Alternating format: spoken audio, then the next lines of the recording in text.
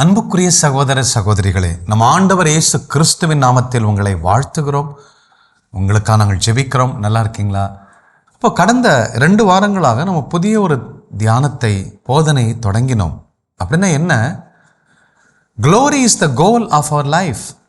கடவுள் நமக்கு பல்வேறு மகிமையை, கெப்பாசிட்டியை நமக்கு கொடுத்துருக்கிறார். மிகப்பெரிய ஆள் ஏனென்றால் we are created in the image and likeness of God. கடவுளுடைய சாயலில் படைக்கப்பட்ட நாம அப்படிதான் நம்ம இருக்க முடியும். எழு ஒளி வீசு அப்படின்னாரு இறைவாக்கினர் எசையா. மத்திய எழுதிய நற்செய்தியில் கடந்த வாரம் பார்த்தோம். தாளந்து உவமைகளில் பார்த்தோம். 5 தாலந்து, 2 தாலந்து, 1 தாலந்து, 5 தாலந்து மல்டிப்ளை பண்ண தன்னுடைய திறமைகளை கடவுள் வாழ்த்தினார். 1 தாலந்து மண்ணுக்குள்ள போட்டு பதைச்சு வச்சான். இருக்கிறதையும் புடுங்கி அழுகியும் பற்கடிப்பும் உள்ள இருளில் தள்ளுங்கள் அப்படின்ட்டாரு. அப்போ எந்த அளவுக்கு ஒரு மனுஷன், ஒரு மனுஷி அப்படின்னா, ஒரு படைப்புன்னா கண்டிப்பாக கடவுளுடைய மகிமையை வெளிப்படுத்தணும். The glory, majesty must be manifested. It's a mandatory requirement of kingdom of God. பரலோக ராஜ்யத்தினுடைய மிக முக்கியமான தேவை, டிமாண்ட். ஒவ்வொரு மனுஷனும் கடவுளுடைய அழகை வெளிப்படுத்தணும். நீதி, நேர்மை, உண்மை, பரிசுத்தம், இரக்கம் என்று சொல்லி திறமைகள், வெறும் பரிசுத்தம் மட்டுமல்ல, இந்த உலகத்தில் சாதிக்கணும், புதிய படைப்புகளை கண்டுபிடிக்கணும். அன்புக்குரிய சகோதர சகோதரிகளே, நான் என் மனைவி சில மாதங்களுக்கு முன்பதாக மாத தொலைக்காட்சி ஏற்பாடு செய்திருந்த யூரோப் டூர் நாங்கள் சென்றிருந்தோம். வாழ்க்கையில் மறக்க முடியாத ஒரு அனுபவம். அப்போது ரோமில் புனித பேதுரு சதுக்கத்துக்கு உள்ளர போய் அந்த பரிசுத்தமான ஆலயத்திற்குள்ளே நாங்கள் சென்றோம். அப்போ எல்லாம் பல இடங்களை சுற்றி பார்த்தோம். அங்கே இருக்கிற மியூசியத்தை சுற்றி பார்த்தோம். அங்கே சிஸ்டைன் சாப்பல் ஒன்று இருக்கிறது. அங்கே தான் போப்பை எலெக்ட் பண்ணுவாங்க. எல்லா கார்டினல்ஸ் எல்லாம் ஒன்றாக சேர்ந்து அந்த போப்பை எலெக்ட் பண்ணக்கூடிய ஒரு பரிசுத்தமான ஒரு சாப்பல் ஆலயம் தான் சிஸ்டைன் சாப்பல் என்று அழைக்கிறார்கள். அப்போ எல்லாம் சுற்றி பார்த்துட்டு சிஸ்டைன் சாப்பல் உள்ளர போன உடனே ஒரே கூட்டமாக இருக்கும். சின்ன சாப்பல் தான், பயங்கர கூட்டமாக இருக்கும். அந்த இடத்த விட்டு போக மாட்டாங்க. மற்ற இடத்துலாம் பார்த்துட்டு ஓகேன்னு போயிடுவாங்க. இந்த இடத்துல போனால் போக மாட்டாங்க. சீக்கிரம் எல்லாரும் ஃபோட்டோ எடுப்பாங்க, தியானிப்பாங்க, மேலே பார்ப்பாங்க, அண்ணாந்து பார்ப்பாங்க, வாலை பார்ப்பாங்க. அங்கே என்ன மேட்ரு அப்படின்னா, அந்த சிஸ்டைன் சாப்பல் சீலிங் வாலில் மைக்கேல் ஏஞ்சலோ அப்படிங்கிற ஒரு ஆர்டிஸ்ட் 500 ஆண்டுகளுக்கு முன்பதாக 1500களில் அவர் என்ன செய்திருக்கிறார்னா, மிக அழகாக படங்களை வரைந்திருக்கிறார். ஆர்டிஸ்டிக் பிக்சர், ரொம்ப கலை நுணுக்கத்தோடு வரைஞ்சிருக்கிறாரு, பெயிண்ட் பண்ணியிருக்கிறாரு. அதில் என்ன பண்ணியிருக்காருன்னா, ஆதாமை எப்படி படைச்சாங்க, ஏவாளை எப்படி படைச்சாரு, ஆதாம் ஏவாளுடைய கோல் என்ன, ஆதாம் ஏவாளோட கடவுள் எப்படி உறவாடினாங்க அப்படிங்கிறதெல்லாம் மிக அழகாக தத்ரூபமாக விளக்கி இருக்கிறாரு. லாஸ்ட் ஜட்ஜ்மெண்ட் வர பைபிளில் இருக்கக்கூடிய பல்வேறு காரியங்களை, நோவா காலத்தில் எப்படி மழை வந்துச்சு, பெட்டகம் எப்படி இருந்துச்சு, அதை பற்றிலாம் அவர் விளக்கி இருக்கிறார். அப்போது இந்த படத்தை பார்க்க மக்கள்லாம் இருந்து வியந்து ஃபோட்டோ எடுத்து அப்படி அப்ரிஷியேட் பண்ணுறாங்க. திஸ் இஸ் தி, அதாவது உலகத்திலே மிக ஒரு பிரசித்தி பெற்ற ஒரு படம், பிக்சர். இந்த ஹால் முழுவதும் நிரம்பி இருக்கிறது அவருடையது. அப்போ எல்லாரும் பார்த்து புகழ்றான், மைக்கேல் ஆஞ்சலோ அப்படிங்கிறாங்க. So is the greatest artist பாருங்க. அப்போது this is the masterpiece of all his product. அவர் வரைந்ததிலேயே மிக சிறந்த உன்னதமான உலக புகழ் பெற்ற ஒரு வரைபடம்னா, பிக்சர் அப்படின்னா இந்த சிஸ்டைன் சாப்பல் இருக்கக்கூடிய அந்த வரைபடம் தான், பிக்சர் தான். அப்போ இவ்வளோ நாட்டிலேருந்து வரக்கூடியவங்க வந்து அவரை போற்றிட்டு போகிறாங்கன்னா, அப்போ இது எதை குறிக்கிறது? அன்பான சகோதர சகோதரிகளே, the glory of artist Michael ஏஞ்சலோவை குறிக்கிறது.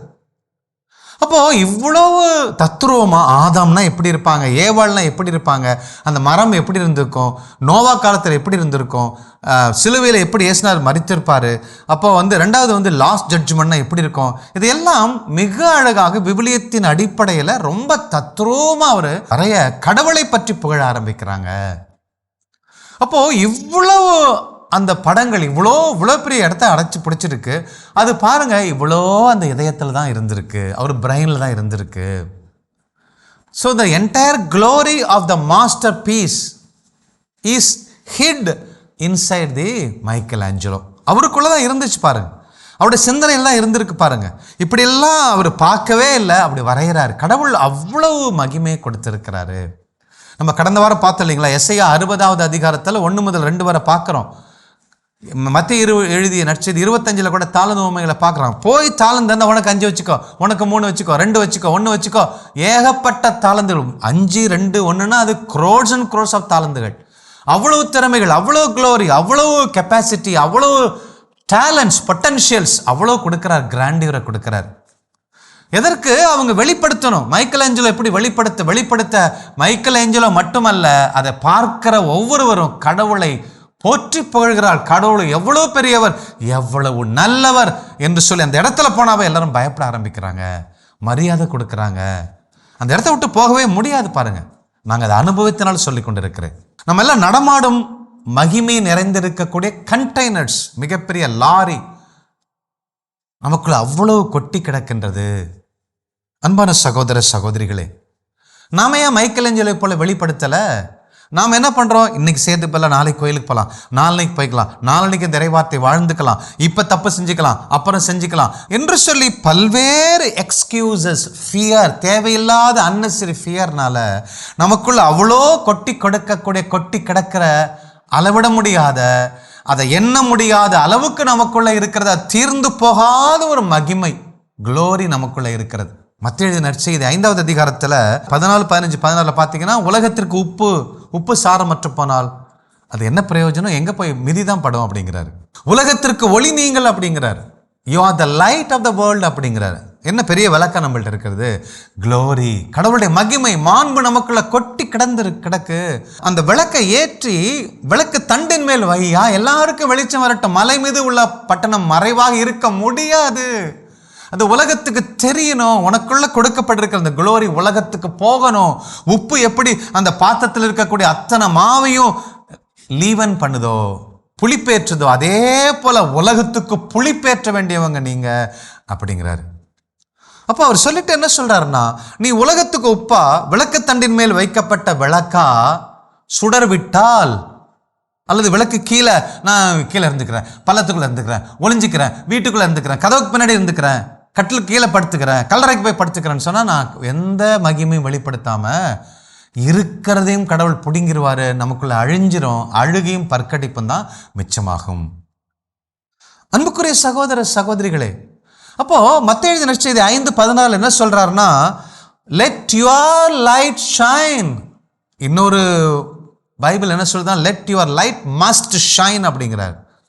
உங்கள் ஒளி மனிதர் முன் கண்டிப்பாக ஒளிரட்டும் அப்படிங்கிறாரு. அப்படி நான் என்னுடைய மகிமையை, திறமையை, கிராண்டியூரை, உயர் பண்புகளை, எவ்வளவு எனக்கு எதிரியாக இருந்தாலும் அவனை போய் வீட்டில் போய் மன்னிக்கிற அந்த பண்பை, நேசிப்பை, எனக்கு இல்லாட்டாலும் ஏழைகளுக்கு கொடுக்கக்கூடிய அந்த பண்பை, பிறரை படிக்க வைக்கிற பண்பை, எல்லாருக்கும் கீழ்ப்படிந்து, இறைவார்த்தை கீழ்ப்படிந்து வாழக்கூடிய அந்த வாழ்க்கையை, மேக்னிஃபிஷன்ஸை, அந்த கம்பீரமான தோற்றம், பாவம் செஞ்சு கூனி குறுகி வாழுகிற அந்த வாழ்க்கை மாறி கம்பீரமா அந்த மனுஷன் வாழணும் இல்லையா? அந்த கம்பீரத்தை வெளிப்படுத்து. அப்படி நீ வெளிப்படுத்த எப்போ ஒளி இந்த உலகத்தை நிரப்புதோ, உன் ஒளி பார்க்கிற அந்த உலகத்தார் ஆட்டோமேட்டிக்கா ஒன்ன இல்லையா என்ன புகழ்வாங்க. மைக்கேல் ஏஞ்சலோ அல்ல, மைக்கேல் ஏஞ்சலோ வரைஞ்சார் சொன்னாலும் ultimately the glory will go to me, they will honour me. Michael Angelo பார்க்கிறவன் என்ன புகழ்றான், எப்படி கடவுள் படைச்சார்னு சொல்லி என்ன புகழ்றான், அதே போல தான் when people see your good deeds, they will automatically give honor to the Father who lives in heaven அப்படிங்கிறார். விண்ணகத்தில் வாழக்கூடிய என் தந்தைக்கு தான் அது மகிமை சேர்க்கும் என்று சொல்லுகிறார். அன்பான சகோதர சகோதரிகளே, இப்போ நான் உங்களை ஒன்று கேட்குறேன்னு வச்சுக்கோங்களேன். குடும்பத்தில் வாழ்கிறோம், கணவன் மனைவியாக வாழ்கிறோம், பிள்ளைங்க இருக்காங்க, விவசாயம் இருக்குது, பிஸ்னஸ் பண்ணுறோம், டீச்சராக இருக்கீங்க, இன்ஜினியர் இருக்கீங்க, ஏதோ ஒன்று செஞ்சு வாழ்ந்துட்டு தான் இருக்கோம். நீங்கள் இந்த உலகத்துக்கு மைக்கேல் ஏஞ்சலோவை போல சிறப்பாக என்ன செஞ்சுருக்கீங்க? இந்த உலகத்தில் நான் ஏன் வாழணும்? 3 வேளை சாப்பிட்றேன், எதுக்கு 3 வேளை சாப்பிட்றேன்னு நான் என்னத்தை நான் செய்கிறேன்? இந்த உலகத்துக்கு, திருச்சபைக்கு, கடவுளுக்கு நான் என்ன செய்கிறேன் அப்படின்னு ஒரு கேள்வி கேட்டிங்கன்னா என்ன பதில் இருக்கும் யோசிச்சு பாருங்களேன். அன்பான சகோதர சகோதரிகளே, எலக்ட்ரிசிட்டி தாமஸ் ஆல்வா எடிசன் இன்னொரு பல பேர் சேர்ந்து தான் கண்டுபிடிச்சாங்க எலக்ட்ரிசிட்டியை. அப்போ மைக்கேல் ஏஞ்சலோ எப்படி செஞ்சாரோ அதே போல தாமஸ் ஆல்வா எடிசன் கண்டுபிடிக்கணும். இருள் இருக்காங்க வேண்டாண்டான்னு விட்டுருந்தா வந்திருக்காத, இன்னைக்கு வரைக்கும் சிம்லி விளக்கு வச்சு தான் உட்காந்துருப்போம். அப்போ இந்த பவர், எலக்ட்ரிசிட்டி, கரண்ட்டை கண்டுபிடிச்சார் ஒருத்தர் கஷ்டப்பட்டு. பல பேர் அதில் சேர்ந்தாங்க, ஆட் பண்ணாங்க, அது முழுமையாக்குனாங்க. அப்போ இவர்களெல்லாம் இந்த சயின்டிஸ்ட் எல்லாம் தன்னுடைய மகிமையை, கடவுள் கொடுத்திருக்கிற அந்த வல்லமையை, ஆற்றலை, அந்த தாளந்தை கொண்டு போய் புதைச்சி வச்ச மாதிரி புதைச்சி வச்சிருந்தாங்கன்னா, இந்த மகிமை, இந்த வெளிச்சத்தில் நம்ம இதை பேச முடியுமா? நான் பேசுறது உங்க வீட்டுக்கு வந்து சேருமா? யோசிச்சு பாருங்களேன். அன்பான சகோதர சகோதரிகளே, ஒரு சாதாரண ஒரு கேட்டர் பில்லர், ஒரு புழுவிலிருந்து, அந்த புழு நான் பட்டர்ஃப்ளை தரமாட்டேன் அந்த அப்படின்னு யோசிச்சு அந்த புழுவாவே செத்து மண்ணா போயிருந்தேனா இவ்வளவு அழகான பட்டர்ஃப்ளை பார்த்திருப்பீங்களா? முடியாது. அன்புக்குரிய சகோதர சகோதரிகளே, what are we doing? We are walking containers of grandeur. நாம் எல்லாருமே கடவுளுடைய வல்லமையை, மகிமையை, தாளந்துகளை, பரிசுத்தாவின் வரங்களை, கொடைகளை பெற்றுக்கொண்டிருக்கிற கண்டெய்னர்ஸ், பாத்திரங்கள், மிகப்பெரிய கண்டெய்னர்ஸ் தான். ஆனால் அதை வெளிப்படுத்துறதே இல்லையே, அதான பிரச்சனை.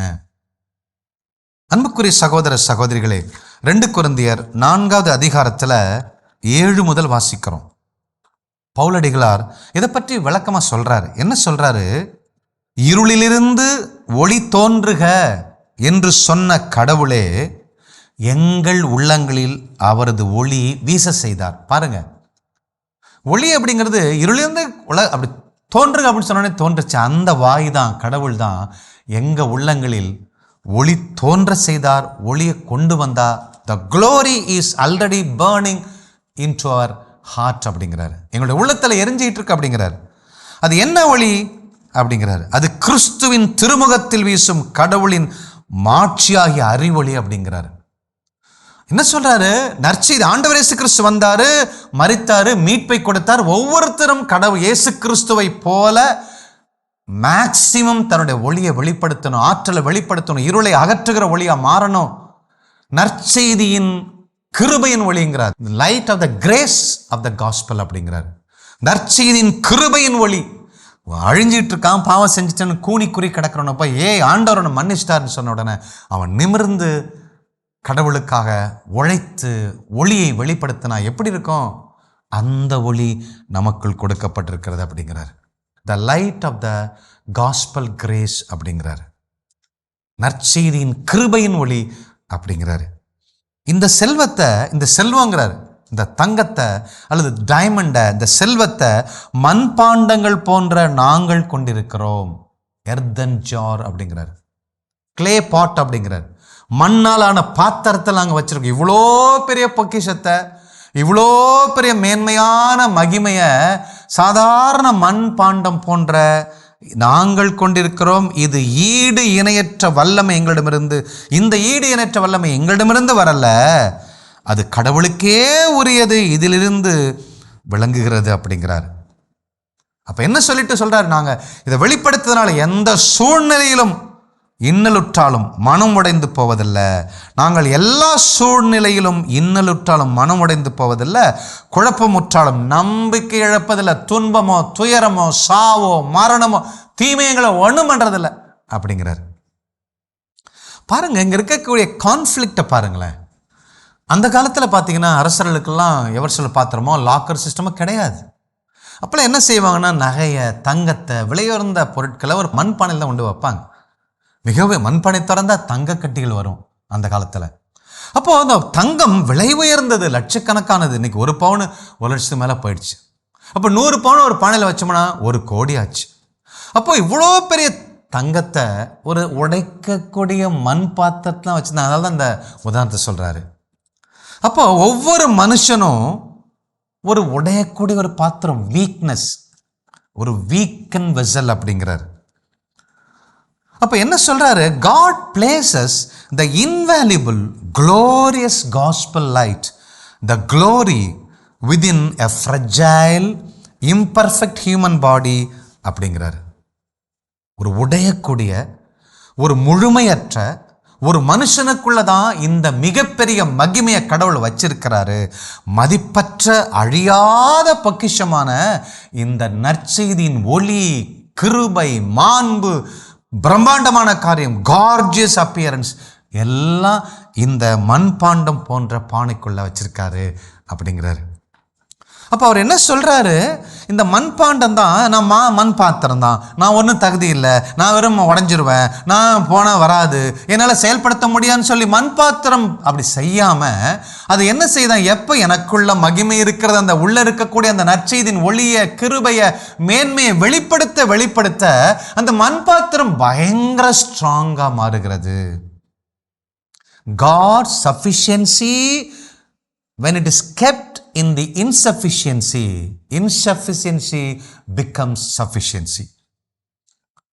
அப்போ கடவுளுடைய பரிபூரணம் ஒண்ணுமே இல்லாத பலவீனமான இன்சஃபிஷியன்சி, பற்றாக்குறை உள்ள ஒரு மனுஷனுக்குள்ள, இம்பர்ஃபெக்ட், முழுமையற்ற ஒரு மனுஷனுக்குள்ள போடுகிற பொழுது, சும்மா போட்டோன்னு அவன் முழுமையாகிறதில்ல, அவன் எப்போ தன்னுடைய மகிமையை வெளிப்படுத்துகிறானோ அப்போ இம்பர்ஃபெக்ட் பாடி, பலவீனமான, முழுமையற்ற, உடையக்கூடிய அந்த மனுஷன் எந்த சூழலையும் தாங்கக்கூடிய உடையாத பாத்திரமா அவன் மாறுகிறான். when he manifests his glory to the kingdom of God. தனக்கு கடவுள் கொடுத்திருக்கிற திறமைகளை, ஆற்றல்களை, வல்லமைகளை, நேர்மையை, பரிசுத்தத்தை அவன் எப்போ ப்ராக்டிஸ் பண்ணுறானோ, வெறும் கோயிலுக்கு போகிறதில்ல, அந்த மகிமை உள்ளே போடுறோம், கோயிலுக்கு போட்டால் உள்ளே போட்டுட்டு வரோம், உள்ளே சும்மா இருந்தால் பத்தாது, அந்த மகிமை வெளிப்படுத்தணும் செயல்கள் வழியா அப்படிங்கிறார். அன்பான சகோதர சகோதரிகளே, இப்போ என்னன்னா, த எர்த்தன் ஜார், இந்த மண் பாத்திரம் இருக்கு, களிமண் பாத்திரம், that drops the glory of God அப்படிங்கிறார். அந்த மண் பாத்திரம் பலவீனமான பாத்திரம் வெளிப்படுத்தும் ஸ்ட்ராங் ஆகுதுன்னு சொன்னேன். எந்த சூழ்நிலையிலும் அது ஸ்ட்ராங்காக நிற்குது. ஆனால் அந்த மண் பாத்திரம், ஐயோ மண் பாத்திரம் தான் முக்கியம், மண் பாத்திரம் தான் முக்கியம், என் உடம்பு தான் முக்கியம், என் கை தான் முக்கியம், என் முகம்தான் முக்கியம், நான் போடுற ட்ரெஸ்ஸு தான் முக்கியம், என் புள்ள தான் முக்கியம், என் குடும்பம் தான் முக்கியம், என் தொழில் தான் முக்கியம், என்னுடைய சுயநலம் தான் முக்கியம், என் பேராசை தான் முக்கியம் என்று சொல்லி தனக்கே மகிமை கொடுத்துச்சுன்னா உள்ள இருக்கிற தங்கத்தை வெளியில சொல்லாது, உள்ள இருக்கக்கூடிய கடவுளுடைய மகிமையை சொல்லாது. அப்போ இந்த earthen jar wraps the glory of God அப்படிங்கிற இந்த மண் பாத்திரம், பலவீனமான பாத்திரம் கூட கடவுளுடைய மகிமையை தடை செய்யுது, கடவுளுக்காக பணி செய்யாம சுயநலத்தோட வாழ்கிறது அப்படிங்கிறார். நற்செய்தி அறிவிப்போரின் பாதங்கள் மிக அழகானவை தான், இல்லைன்னு சொல்ல. அது எதனால அழகானவை? விடுதலை அறிவிக்கக்கூடிய நற்செய்தியை கொண்டுட்டு வராங்க. அதை போய் சொன்னா கூனி குறுகி இருக்கக்கூடிய, சிறைப்பட்டு இருக்கிறவங்க விடுதலை ஆகிறாங்க. அதனால தான் அவங்க பாதங்கள் அழகாக இருக்கிறது. அவங்க சேப்பா இருக்கு, சோப்பு போடுறாங்கிறதுனால அல்ல. அப்போ நற்செய்தி அறிவிக்கிறதுனால அவங்களுக்கு பெருமையை தவிர இவங்க பெருமையா இருக்கிறதுனால நற்செய்தி அறிவிக்கப்படலை. அப்போ நற்செய்தி அறிவிக்கிற மனுஷன் முக்கியம்தான், அதை விட பாத்திரம் முக்கியம்தான், அதை விட அந்த மெசேஜ் இஸ் வெரி இம்பார்ட்டன்ட். அன்பான சகோதர சகோதரிகளே, there is an importance to those who bear the message but should not minimize the message itself. நான் ஒரு குருவாயிட்டேன், நான் ஒரு ஊழியக்காரன் ஆயிட்டேன்னா எனக்கு எல்லாம் பணிவிடை செய்யுங்க, நான் சொல்றதை கேளுங்க, முட்டிப்படுங்க, என்கிட்ட பிளஸிங் வாங்கிக்கோங்க அப்படிங்கிறது அல்ல.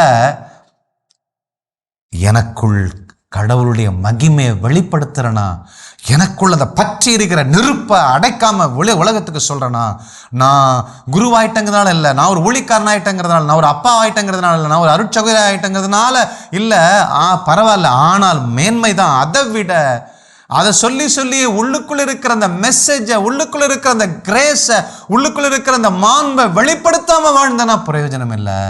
அது against the will of God அப்படிங்கிறார். அன்புக்குரிய சகோதர சகோதரிகளே, இந்த உலகம் மிக மோசமான சூழ்நிலையில் இருக்கக்கூடிய சூழலில் குருக்களாயி கடவுளுடைய மகிமை வெளிப்படுத்தலைன்னு வச்சுக்க, அருட்சகோதரிகளாகி கடவுளுடைய மகிமை வெளிப்படுத்தலை, நான் அப்பாவாகி 60 வருஷமாகி கடவுளுடைய மகிமை வெளிப்படுத்தலை, என் மனைவி 50க்கு மேலே ஆயிடுச்சு கடவுளுடைய மகிமை வெளிப்படுத்தலை, நான் என்ன பிரயோஜனம்? நான் பெரிய அட்வொகேட்டு, நான் பெரிய நல்லவன், இன்ஜினியர், பீத்திக்க வேண்டியதான்.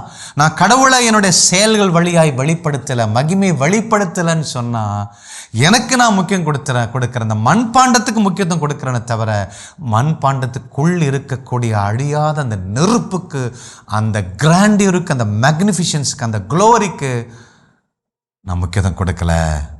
கடவுளை தடை செய்கிறேன், கடவுளுக்கு எதிரான பிள்ளையா வாழ்கிறேன். ஆகவே தியானியுங்கள், இன்று முதல் உங்களுக்குள் இருக்கக்கூடிய அந்த பொக்கிஷத்தை வெளிப்படுத்துங்கள். பரலோக ராஜ்யத்தை கட்டி எழுப்புங்கள். God bless. கிறிஸ்து இயேசுவில் என் அன்புக்குரியவர்களே, இந்த நாளிலே நாம் ஒரு தெளிவுக்குள்ளாக நாம் வருவோம். நாம யாரு என்பதை அப்படி புரிஞ்சுக்குவோம். அதே போல நமக்குள் இருப்பவர் யார், நமக்குள் வைக்கப்பட்டது என்ன என்பதை நாம் புரிந்து கொள்ளும் பொழுது நம்மால் இந்த உலகத்தை எந்த அளவாய் மாற்ற முடியும், நம்மை காண்கிறவர்கள், நம்முடைய செயல்பாடுகளை காண்கிறவர்கள் எப்படி கடவுளை மகிமைப்படுத்த முடியும் என்பதை குறித்து ஒரு அழகான ஒரு செய்தி இந்த நாள் நம்ம கேட்டோம். நம்ம திரும்ப திரும்ப நம்ம அதை போட்டு கேட்போம். ஏன்னா நம்மளுக்கு ஒரு வாழ்க்கையில ஒரு நோக்கம் இல்லாமல் நாம் வாழ்வது தான் மிகப்பெரிய ஒரு தோல்வி. நான் எதுக்காக நான் வாழணும், நான் எப்படிப்பட்டவன், ஆனால் நான் எப்படிப்பட்ட ஒரு வாழ்க்கையை வாழ்ந்து கொண்டிருக்கிறேன் என்பதை நாம் புரியாமல் வாழ்வதுதான் தோல்வி. ஏதோ ஒரு எக்ஸாம்ல தோல்வி அடைவதல்ல, ஏதோ ஒரு பிஸ்னஸ் பண்ண தோல்வி அடைஞ்சிட்டேன், அது தோல்வி அல்ல. மாறாக எனக்குள் என்ன வைக்கப்பட்டிருக்கிறது, எனக்குள் வைக்கப்பட்டிருப்பதை நான் உணர்ந்து கொள்ளும் பொழுது நான் எப்படிப்பட்டவனாக மாறுகிறேன் என்ற அந்த மகத்துவம் நமக்கு புரிவதில்லை. அப்பவும் தோல்விதான். அதே போல எனக்குள் இவ்வளவு உன்னதமான காரியம் வைக்கப்பட்டிருக்கும் பொழுது அதை பத்தியே சுத்தமா மறந்துட்டு என்னுடைய நலம், என்னுடைய விருப்பம், என் வாழ்க்கை, என்னுடைய பாதை என்று சொல்லி அசம்பந்தமாய் சோம்பேறிகளாய் பலன் இல்லாதவர்களாய் வாழ்வது மிகப்பெரிய தோல்வி. ஆகவே வெற்றி என்பது என்ன என்றால் அந்த உன்னதத்தை, அந்த ஒரு மேக்னிஃபிஷியன்ஸ், அந்த கிராண்டியரை நான் புரிந்து கொண்டு என்னுடைய இன்சஃபிஷியன்சி எனக்கு புரியணும், என்னுடைய தகுதியின்மே எனக்கு புரியணும். ஆனாலும் எனக்குள் இருக்கக்கூடிய அந்த நற்செய்தியின் ஒளி, அந்த மாட்சியின் ஒளி, அது எனக்குள்ளிருந்து துலங்க முடியும் என்கிற நிச்சயம் நமக்கு வரும் பொழுது அது தாங்க ஒரு வெற்றியான வாழ்க்கை. அதான் ஒரு உண்மையுள்ள வாழ்க்கை, அதான் கடவுளுக்கு உகந்த ஒரு வாழ்க்கை, அதுதான் இந்த உலகத்தை மாற்றக்கூடிய ஒரு வாழ்க்கை, அதுதான் நம்மை காணும் பொழுது கடவுளை மகிமைப்படுத்தக்கூடிய ஒரு வாழ்க்கை. அப்படியாக நாம் வாழ்வோம். அதனோட ஜெபிப்போமா எல்லாரும். உமது கருவியாய் மாற்றிடு தேவையா, உமது ஆவி ஆற்றலோடு என்னை நடத்திடு தேவா என்று கேட்பீங்களா? எத்தனை காரியங்களுக்காக கேட்கிறோம். இந்த உலகத்தை மாற்றுகிற ஒளி எனக்குள் இருக்கிற இந்த உலகத்தை மாற்றுவேன் என்கிற நிச்சயத்தோடு இந்த பாடலை பாடுவோம்.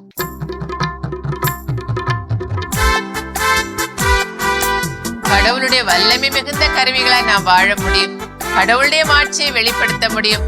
நம்மை காண்கிறவர்கள் கடவுளை மகிமைப்படுத்த முடியும். என்ன ஒரு உன்னத வாழ்க்கை! உணர்ந்து பாடுவோம்.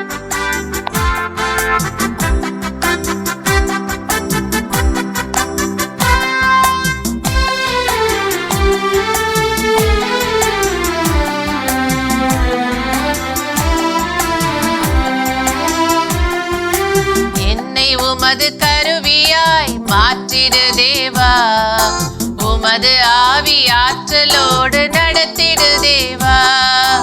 என்னை உமது கருவியாய் மாற்றிடு தேவா, உமது ஆவி ஆற்றலோடு நடத்திடு தேவா. ஆண்டவரே, என்னை கொண்டு அநேகர் வாழணும். ஆண்டவரே, உள்ளம் உடைந்தவர், ஒதுக்கப்பட்ட நிலையில் வாழ்கிறவர்கள், வாழ்வை இழந்தவர்கள், அப்பா நான் வாழ்வை கொடுக்கிற பிள்ளையா இவர்களுக்கு மாறுவேனாக.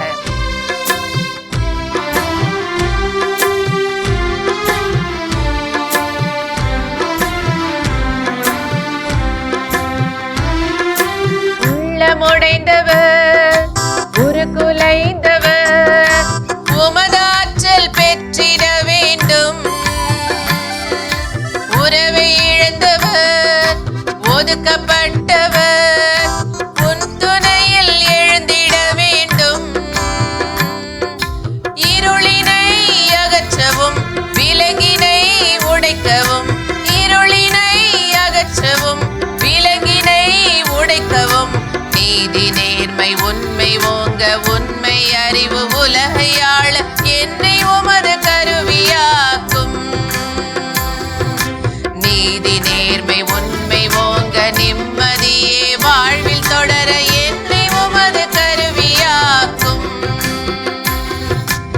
என்னை உமது கருவியாய் மாற்றிடு தேவா, உமது ஆவி ஆற்றலோடு நடத்திடு தேவா.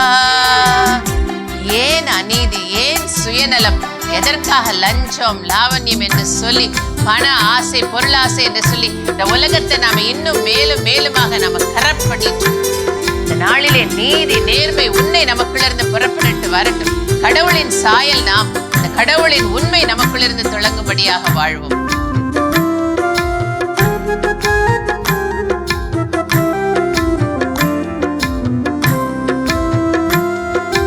மனித நேயங்கள், மதிக்கும் பண்புகள் மனதில் தினம் வளர்ந்திட வேண்டும்.